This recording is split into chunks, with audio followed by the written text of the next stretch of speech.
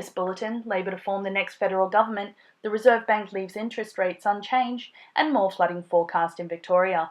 This is World News Australia on SBS Radio. I'm Michelle Freeman.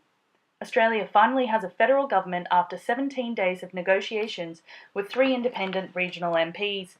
Labor will continue to govern the nation for the next 3 years after 2 of the 3 independents agreed to support a Labor government. Rob Oakeshott and Tony Windsor have thrown their support behind Prime Minister Julia Gillard, giving her the vital 76 seats to enable her to form government. Mr Oakeshott said it's been an incredibly difficult decision, but says it's the right one in the national interest, adding that this election outcome will invigorate Australian politics.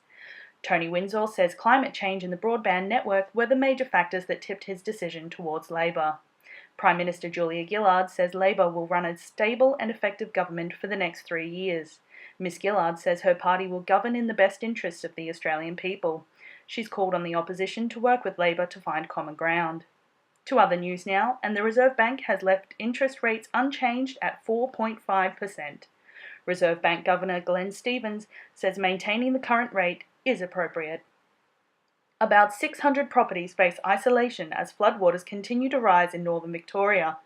Premier John Brumby says hundreds of properties in the northern towns of Shepparton and Kialla could be cut off with 40 businesses sandbagged for protection. About 20 properties are tipped to be flooded in Horsham in the state's west, where rivers are also yet to peak. Victoria's State Emergency Service spokesman Lachlan Quick says SES volunteers are continuing to go door to door to advise people of the risk. And now a look to tomorrow's weather.